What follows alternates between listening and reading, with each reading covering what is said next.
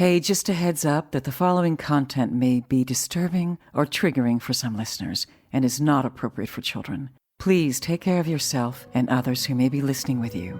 Welcome to the Bonus Babies Podcast, a show that has no easy answers, only hard questions.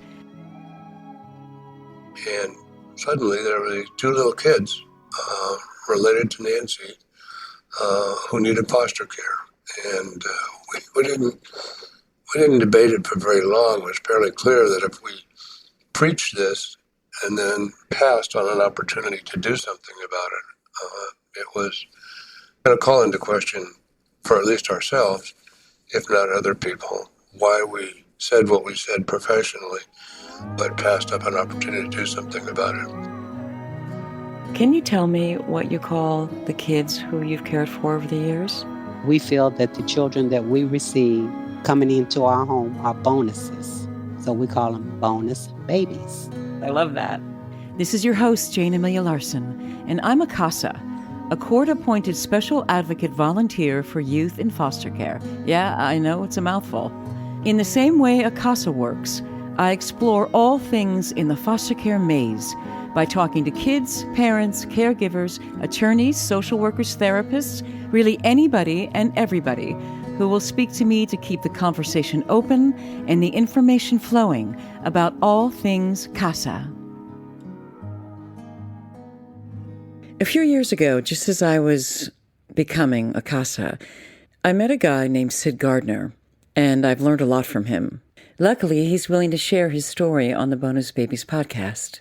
And he has a really important story because he co-founded with his wife, Dr. Nancy Young, Children and Family Futures, that works closely with organizations really all over the United States on how to better care for children in the dependency system, but also how to better care for their families so that children don't get removed in the first place. But he has also fostered and then adopted children in his own extended family who needed a home and special care.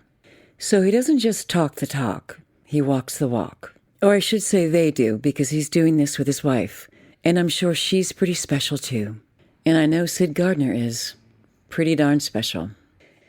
And I want to apologize because we had some technical difficulties in the recording. Nobody's fault but my own.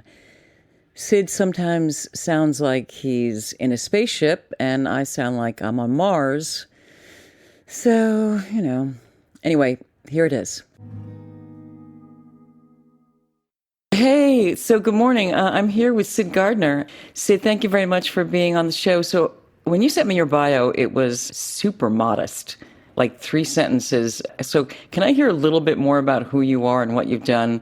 You can condense it if you like, but I know you have a really complex and interesting background. I want to hear a little bit about it. All righty. A slightly less abbreviated version. I'm a California native. Woohoo! Spent my first 18 years in California in a lot of then small towns growing up in the 40s and 50s. I was born in 1942 in Ventura and lived in Elsinore and Vista, graduated from high school in Bishop up in the Eastern Sierra, went to Occidental College, and then did graduate school in Princeton and was all set to come back to California. And I was interested in politics then and now. And some interesting opportunities came around my way to work in a political campaign in New York City for the candidate for mayor. I was at that time now somewhat extinct breed of a liberal or progressive moderate Republican, and John Lindsay ran for mayor in 1965. I worked in his campaign. He was elected in 1965. Became an assistant to the mayor, helped run the poverty program in New York. So from small town California, I ended up in New York, moved on to Washington after service in Vietnam. Wow, you also served in Vietnam. Wow. Yes, I was enlisted. It's a long, long story, but I ended up enlisted, and when I got to Vietnam, somebody looked at my jacket and said, "You used to write speeches. The ambassador needs a speechwriter." And that sounded like a somewhat less precarious way to spend my time in Vietnam. So I did that. I worked in the embassy, in the public information office, got to move around the country quite a bit. and worked with the ambassador and the public information staff. Came back to New York, ended up working in the federal government in Washington. Finished that up and decided to move back to California, lived in San Francisco for a couple of years. Then a colleague from Washington days was working in Hartford, Connecticut, so I lived there for 15 years, and in 1988 finally came back Didn't to you also go to California. divinity school there somewhere in between, or? While I was living in Hartford, yeah, I was living in a neighborhood in Hartford that was where the Hartford Seminary was based. Seminary is very internationally known now for its Christian, Jewish, Islamic coursework. I took a couple of courses and ended up with a master's degree in religious studies at the seminary. In addition to the master's degree I'd gotten at Princeton after I So left you're one of those Occidental. overeducated, highly accomplished people that I hear about. Well, definitely overeducated. I don't know about the accomplishment part, but I moved California, East Coast, Saigon, East Coast, back to California, and I'm now living in Las Vegas, which is a separate long story. My wife has family here, and the chance to live with some of our children in a house next door was not affordable in Southern California and is affordable Right. in So Las Vegas. how did you end up working with children in foster care? I know you have professional experience as well as personal experience, so I don't know which one you want to start with, but. Well, probably start even further back. I'm the oldest of 5 children. My father was a teacher and then a school principal. My mother taught, played the organ in our church. So education and lots of children was sort of a norm. When I got to graduate school, I became interested. It was mid-'60s. There were a lot of new federal programs, Medicaid, Medicare, coming along that benefited families and seniors and children. And I got interested in the children part of it. Worked for a while after I left the federal government for the Children's Defense Fund in Washington and other advocacy groups. Had done some writing about children's issues. When I was living in Hartford, I was elected to the city council for a couple of terms and worked on children's issues while in politics. So it was kind of a theme throughout, but at the policy side, I had studied it, written about it, worked in federal programs, and it was the policy arena I was most interested in. And then you ended up founding the Children's Family Futures, right? Children and Family Futures. My wife, Dr. Nancy Young, and I co-founded that. I had finished up some work at Cal State Fullerton when we were living in Orange County, and she and I started doing some consulting work, and it turned into a nonprofit, which is now a national nonprofit that she's the CEO and I'm the president. We founded it as a way of consolidating some of our consulting work and taking her interest in substance use disorders. She has a PhD from USC School of Social Work, and my interest in the federal program side and the advocacy side, and kind of put that together into this organization, Children and Family Futures. We're funded primarily by the federal government, but also by some national foundations. We've got a staff of about 66 people, half based in California, the other half out across the country, all working remotely now, of course. But that was a way of taking our individual projects and consolidating them in a nonprofit. And I remember when I first met you, you used a phrase, don't talk the talk unless you can walk the walk. So can you tell me how that resonates with you? Well, Nancy and I were married in 1991. She got her PhD at USC in 93. We were just beginning the nonprofit work and the consulting work that we were doing. And she had family scattered around the country, but primarily in California. And we were well aware that 2 very young children, when they first came onto our radar, they were 1 and 2.5, brother and sister. And Nancy knew their mother and her situation very well. It was clear that the father had left, mother was struggling, dealing with some of her own issues. It was clear that the kids were going to end up in foster care. And it became pretty obvious to us that about half the kids who go into foster care are reunited with their families. Parents get their act together, and the kids go back home from foster care. It was pretty clear to us that this was a situation where the kids were very much at risk of not being able to do that dad was out of the picture and mom was not putting the pieces together and doing what she should have been doing.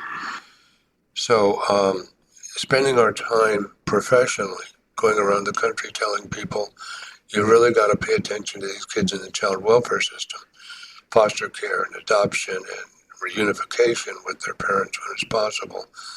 This is really important work. And suddenly there were these two little kids related to Nancy who needed foster care. And we didn't debate it for very long. It was fairly clear that if we preached this and then passed on an opportunity to do something about it, it was going to call into question, for at least ourselves, if not other people, why we said what we said professionally, but passed up an opportunity to do something about it. 26 years later, the kids have grown up. Our adopted daughter, they were in foster care with us for a couple of years and then were finally adopted when the parents' rights were terminated. And our daughter, now just turned 28, lives next door with our 3-year-old grandson and her husband, and our son, her brother, lives up the street in his own apartment. They're doing well. Actually, our daughter is parenting well, and we have the joy of a grandson who's 10 steps away. They live in a house, a 2-bedroom house on our property that has worked out very well for them having some separation. So it's been a long journey. There have been many, many challenges, but the rewards of knowing that we were having an impact on these two kids to the extent that we could as their parents, and also, and we certainly hadn't planned it this way, learning a tremendous amount about how the child welfare system works and how it fails.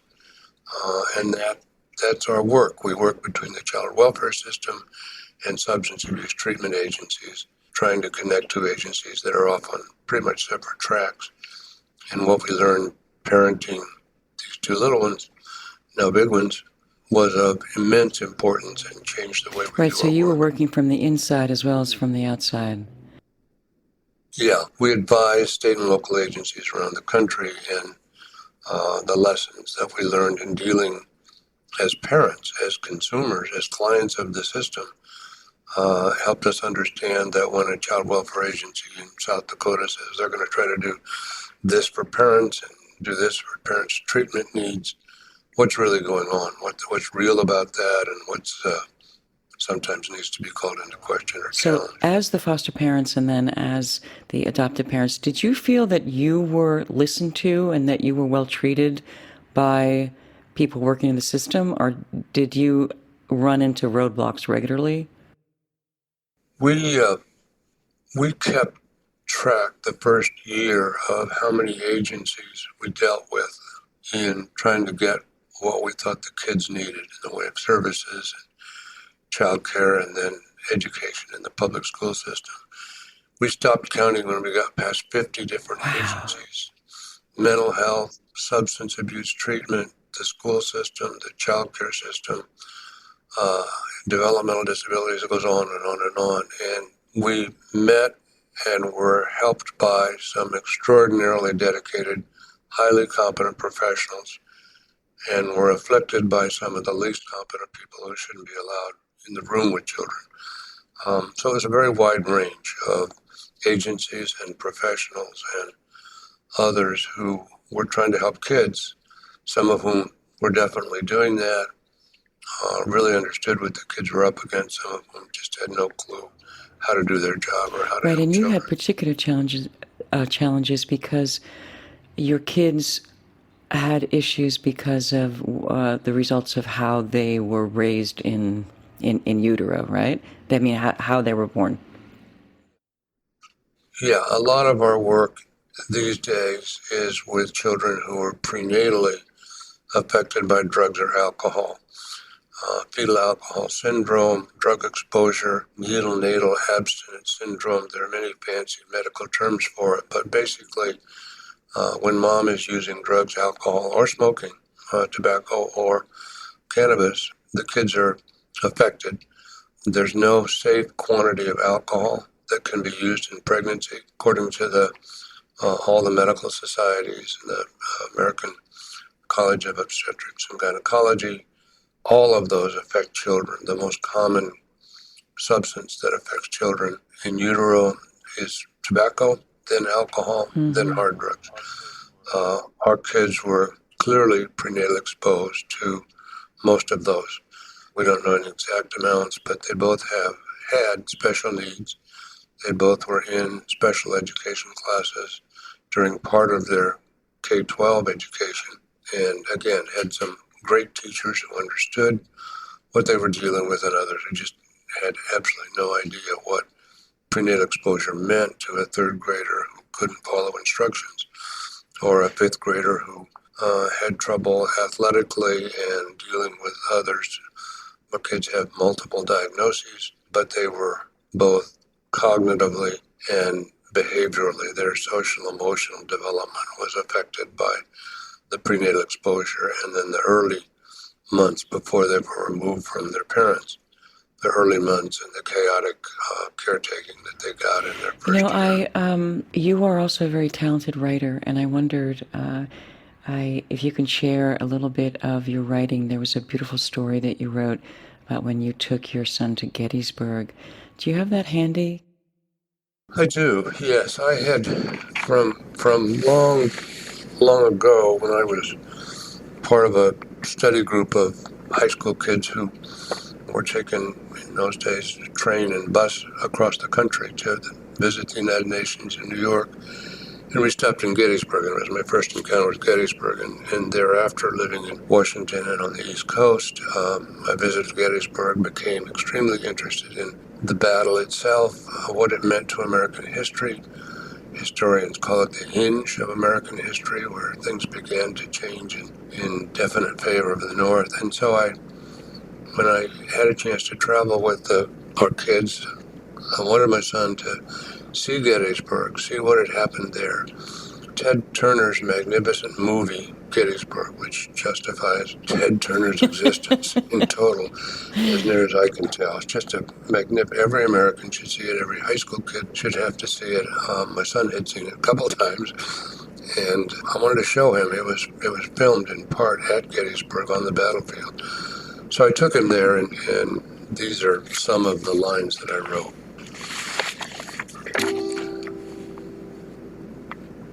I first took my son to Gettysburg when he was 8.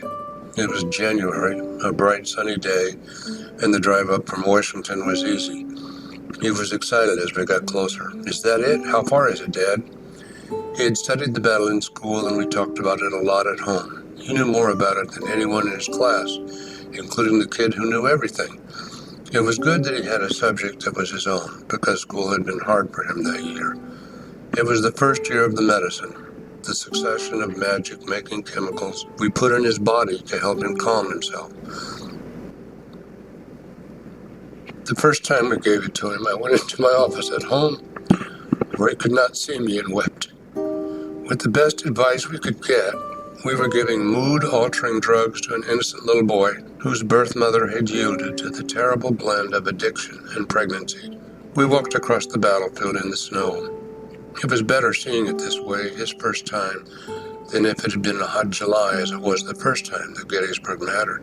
No one was around, and we could take our time seeing what we wanted to, instead of the standard can tour. I could watch him to see what he was taking in and when he got tired. He is such a handsome little boy, thin in a way that makes you want to feed him all day long, to let him eat anything he wants because it burns off so rapidly. The counselor he sees is a gifted professional, working with him in what they call anger control by practicing ways to handle the aggressive impulses that speed through his brain. My son's battles are waged in the different segments of his brain. He fights skirmishes every day, coping with the difference between what the brain scientists call gross motor skills and fine motor skills. He can throw a baseball with startling accuracy and speed past bewildered little boys in Little League. He's such a good pitcher that this summer one of the umpires finally admitted he was imposing a different strike zone when my son pitches because, as the Empire said, there's nobody else out there throwing 100 miles an hour.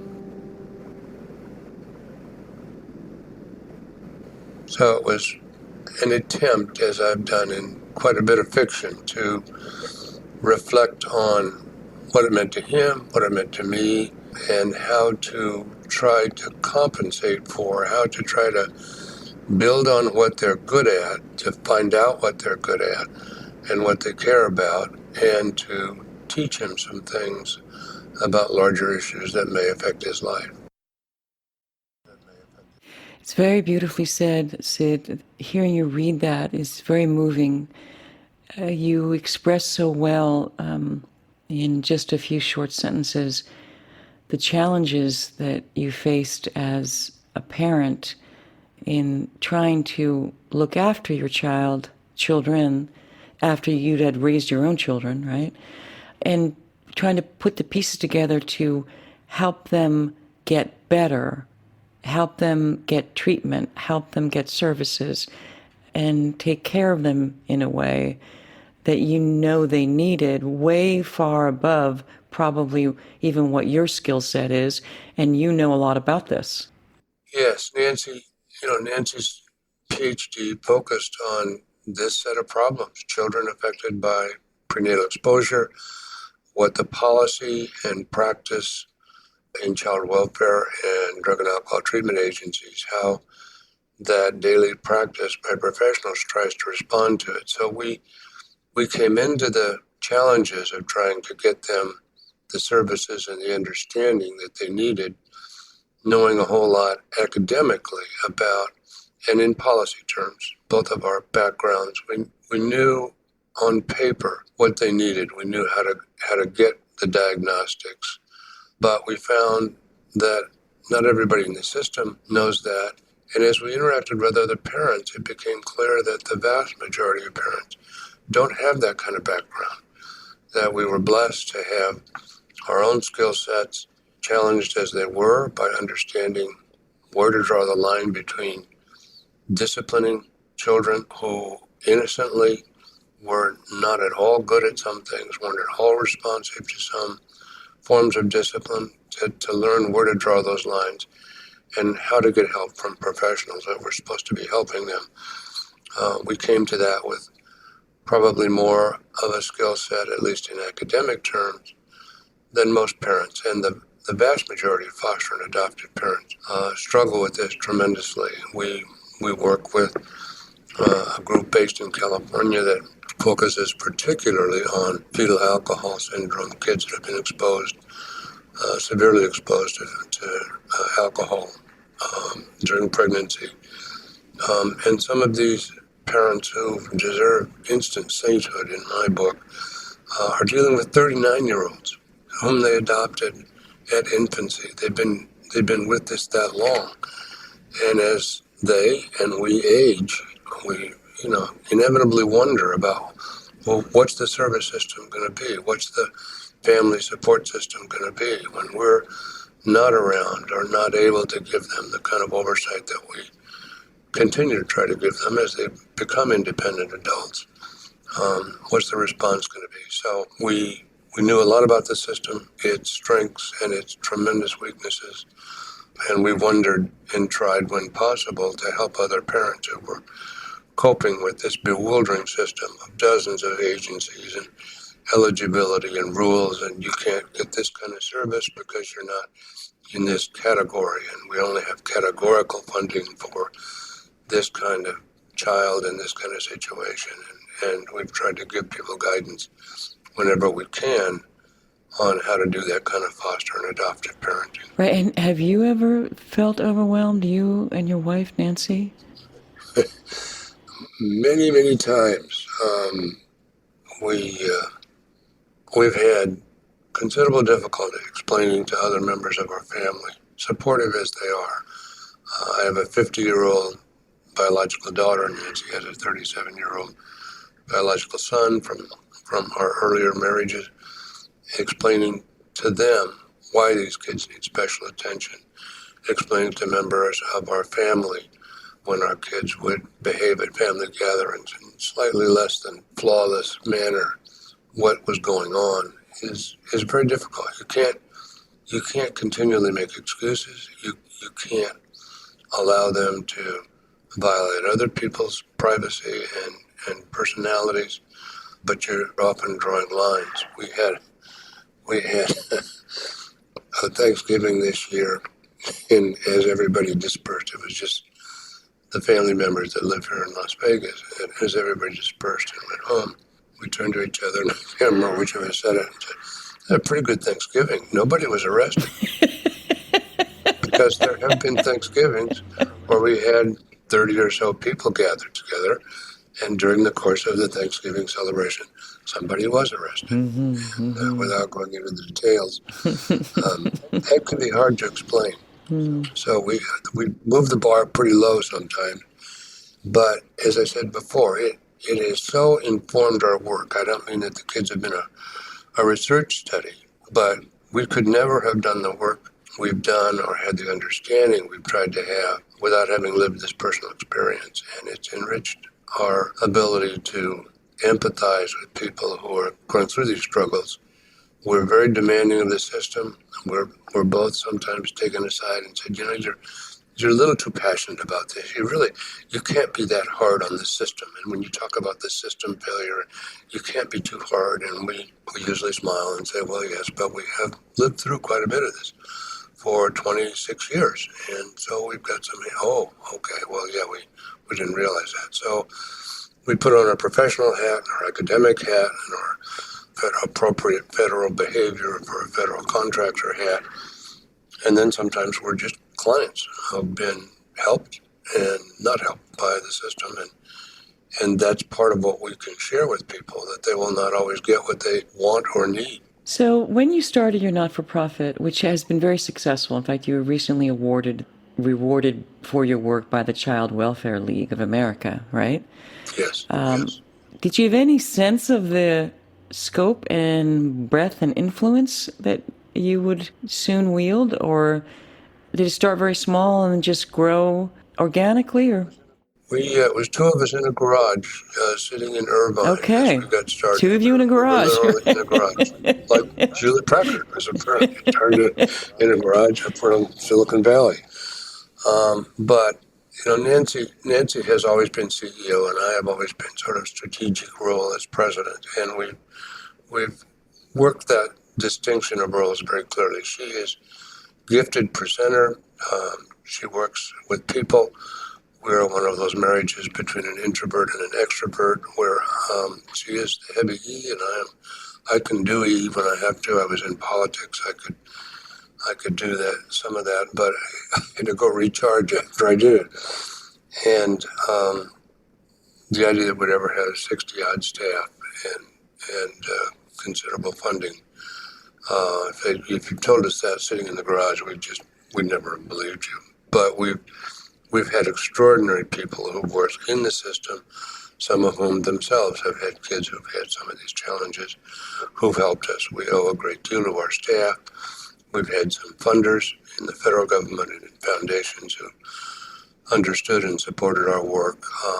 We have been helped along the way by many people, mentors, medical people, academics, other elected and appointed officials in federal, state, and local government that we learned a tremendous amount from. So the growth is, we've been able to preside over it and direct it, but we owe a lot to a lot of people who've been very helpful along the way, who've understood that this niche between, there are a lot of people that work in the child welfare system, a lot of people that work with courts that handle dependency cases, and a lot of people that work in treatment agencies. We try to put those together from very early days in my career, integrating services, working with health. When I worked in the federal government, I worked for what was then called the U.S. Department of Health, Education, and Welfare.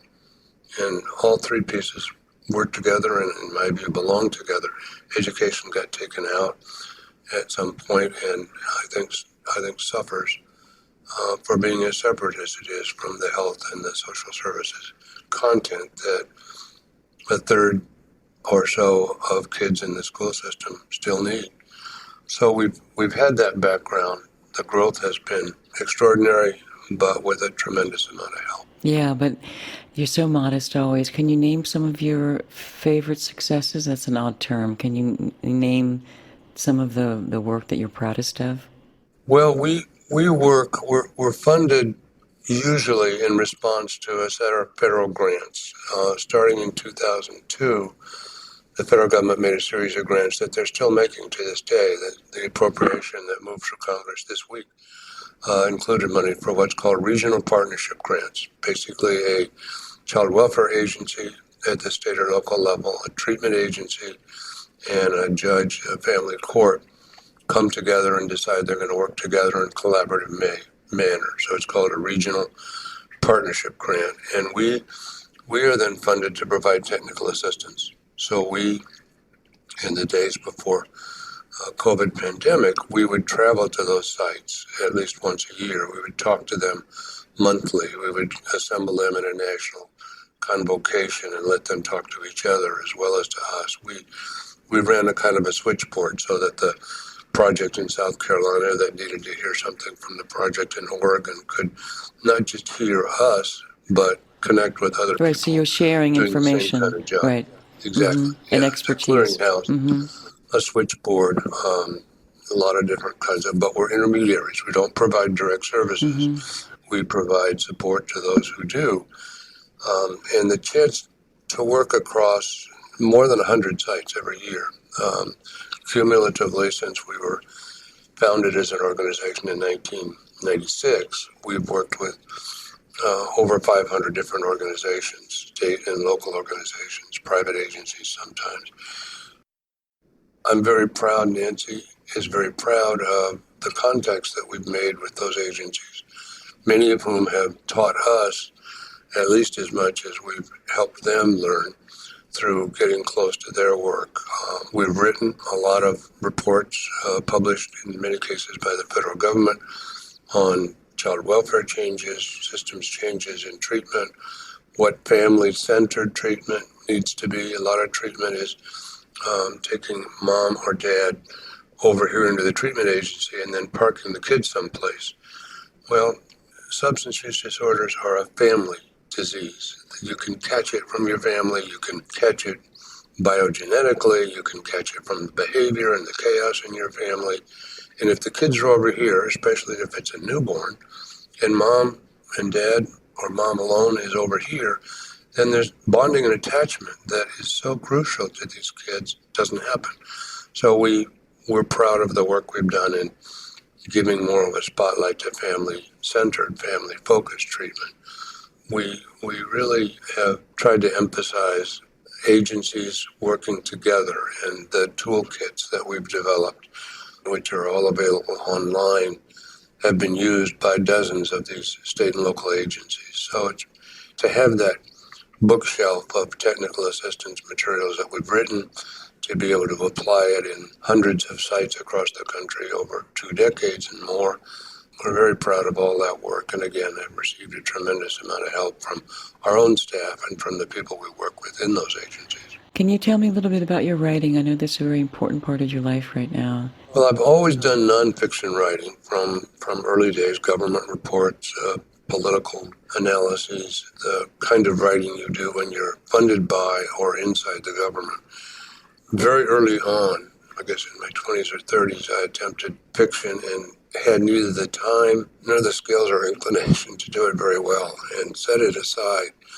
Then in my very early 60s, fast forward several decades, I had a bit more time and I knew what I wanted to write about. I wanted to write about the political and social issues, not only in our work, but the issues that I cared about. Immigration.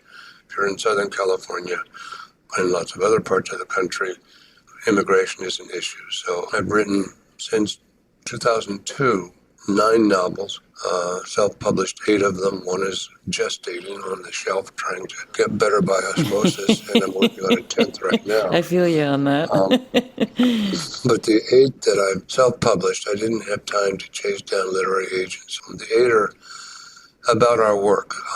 Our daughter, our adopted daughter, ended up in her teen years attending 6 different residential treatment programs in California, Utah, Texas, and Colorado. And as she went on this journey, assigned to these programs by the school district and the mental health agencies that we were working with, we spent a lot of time traveling to those places, trying to be as helpful as we could and tune in. And she gave me permission to write a somewhat disguised novel about the stories. She was in girls' programs, and the stories that she'd share about these girls were at once tragic and hilarious. The girls had, as many of us do, learned to use humor as a salve to make things easier to endure. And my daughter gave me the permission to write a novel about that called The Middle of Nowhere. I've written others about those kinds of things. And it's turned out to be, they are certainly not great literature. I refer to them as, in the parlance of restaurants and sandwiches, as BLTs. They're book-like things. They're not really literature. They're BLTs. But therapeutically, being able to write in fiction about some of the things that we care about, some of the good things and some of the terrible things, has been a kind of self-therapy. I've gone to a number of writing classes. I'm enrolled in one at Stanford right now and have learned a lot. But it's mostly been trying to get some of the things I can't say in a government report, thinly concealed by the covers of fiction, and say some things that I want to say. So it's been very, very solid kind of recreation. Yeah, and is the writing also a way for you to work through things that are hard to understand or hard to process? I think so. Yeah, I mean, I tried. They all have happier ending than great literature often tends to. But that's my attempt to try to work through some of the tragedies. One of them is about a baby who's born prenatally exposed and who's then kidnapped, and what happens to her and the people in her life and the agencies that could have helped her. I read that one. That's a beautiful book. Tell me the name of it again. Broken Bridges. Yes, Broken Bridges. It's set in a large, unidentified county of 10 million in Southern California, which makes it not very well disguised. Not very secret, right? It actually quotes some people saying some of the things that some people have said. But it was a way of writing about what the systems failed to do for this baby and for the people that were trying to help her.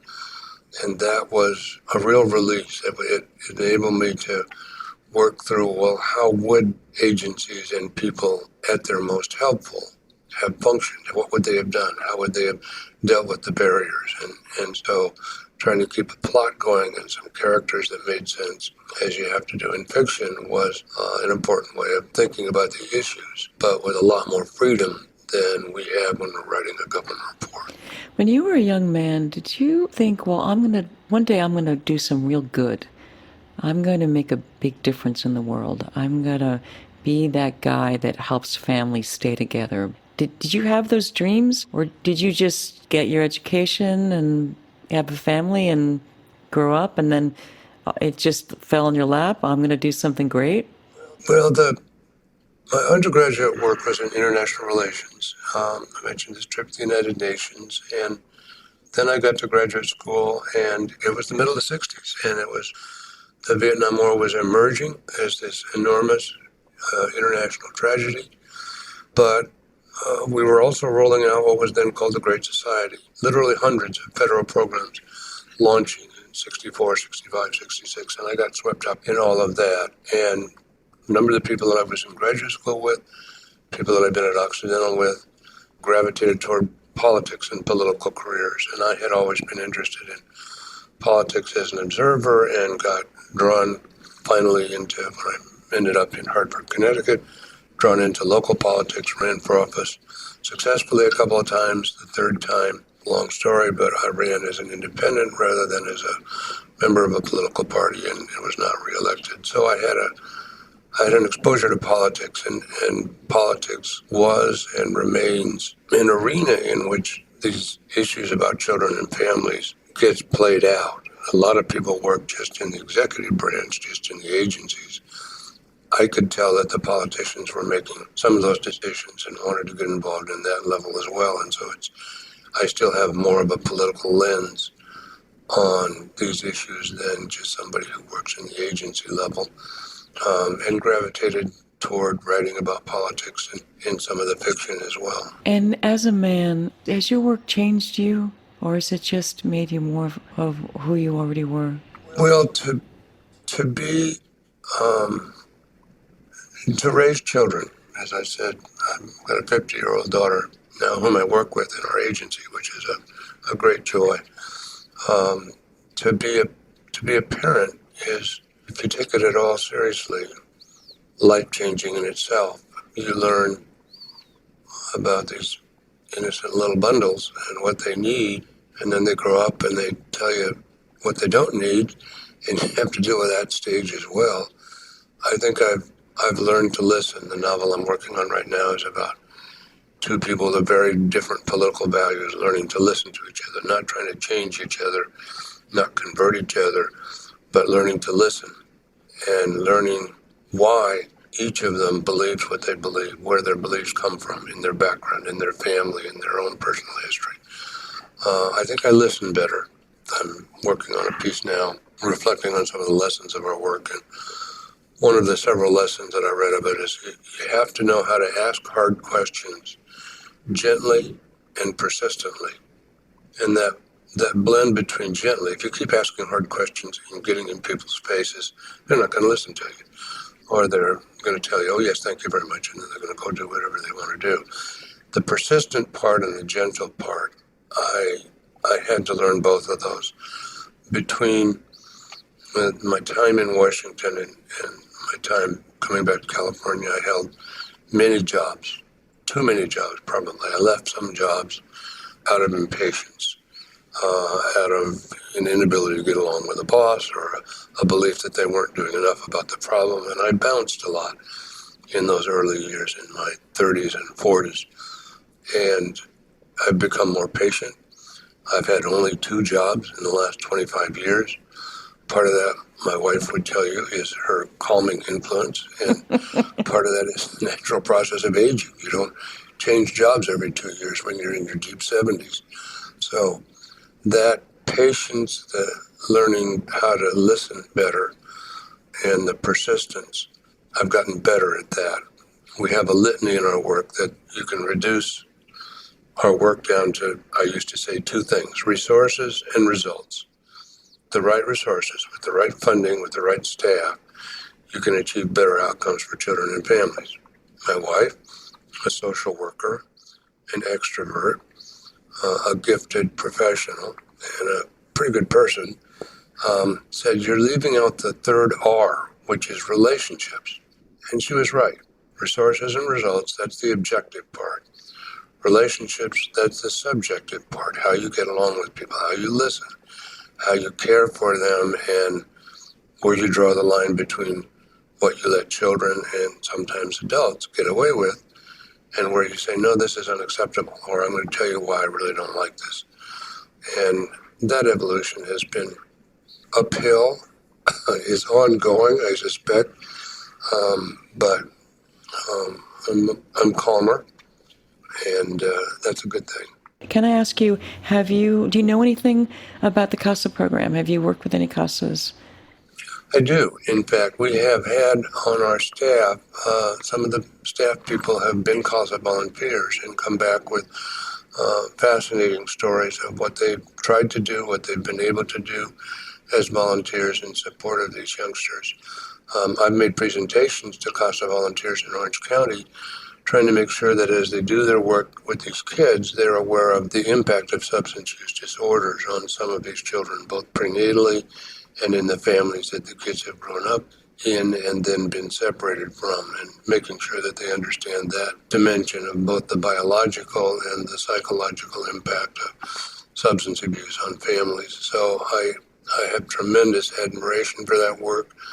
The stories that I'm aware of, children who pass through the foster care system, some of them have been touched profoundly by the support they've gotten from volunteers, CASA and other volunteers. And so I value it immensely.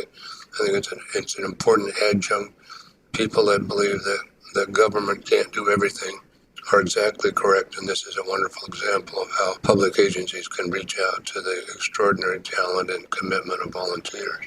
I think I first met you when I had just become a CASA, and I don't want to say filled with fear, but let's say I was unsure about if I'd be a good CASA or if I'd make an impact or if the work that I would do would change a child's story for the better, as the slogan goes. And I remember being very encouraged by what you said, which was basically anything you do by focusing on a child in need is going to make a good difference. Yeah, that's exactly right. These children, sadly, have had so little positive reinforcement. I mean, one of the things that I try to tell people who are going through fostering or adoption or considering it is that it's crucial you find out what the child is good at, or what they want to be good at, what they care about. Build on their strengths. You'll always find something.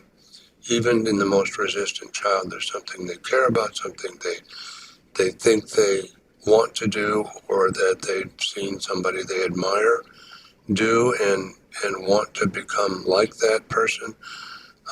Building on that inner drive and finding it, exploring who they are and who they want to be.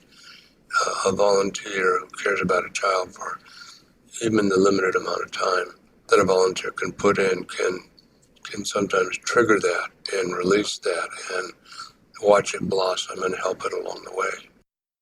Let me ask you, what is the one thing or things that no one would know about you unless you told them? Well, I was going to say that I'm a novelist, but we've talked about that. That's improbable enough when I hang out with the people that I hang out with in my work, and that comes up. They say, "Well, how do you do that? Why? It's improbable." The other thing, though, and it's predictable if you know the intricacies of my history, which I already mentioned. My mother played the organ in our church, and ever after, organ music has an extraordinary impact on me. I'm on a quest right now, a bucket list kind of thing, to visit and listen to the 10 largest pipe organs in the world. I've gone to Germany. Happily, 2 of them are in Southern California. There's 3 in the East. There's others, 1 in Milan. So I'm on this worldwide odyssey that I may finish, that I'm halfway through, listening to 5 of those organs. The power of the bass of an organ and the reeds and all the higher sounds that an organ produces are immensely moving to me. Which Nancy and I just watched. We had somehow never seen Phantom of the Opera, and we watched it the other night, and there's a huge organ moment in that, which is very, very, very, very moving. So that's, I'm certainly not a music producer, but I'm a music fan with particular emphasis on organ music. That's a lovely image to end with. Thank you, Sid. Thank you very much. Thank you. Sid and his wife thought that they'd be retired by now, traveling the world, listening to all those big organs. But it hasn't worked out that way because he stepped up. They stepped up, taking care of kids who need them, who need special help. And they're also helping to teach other families how to be a better family. As I said, they're pretty special. So thanks, Sid and Nancy. If you see something, say something. If you suspect that a child's health or safety is jeopardized in any way by parents or anyone else, contact the Child Protective Services Agency in your county. 24-hour hotlines are staffed by trained social workers who will help you through the process, and you can do so anonymously. In California, you can call the Child Protection Hotline at 800-540-4000. So if you see something, say something. You might be saving a child's life. I want to thank the supremely talented Christina Apostolopoulos for her beautiful music, Eferisto. To hear more of her music, go to Spotify and Instagram at Christina Aposto. That's ChristianaAposto. I know you want to. Her stuff is really great. And thanks to my audio producer extraordinaire, Marcos Campito. I'm glad I found you. Thanks for listening, and if you like what you hear, please rate us and hit subscribe.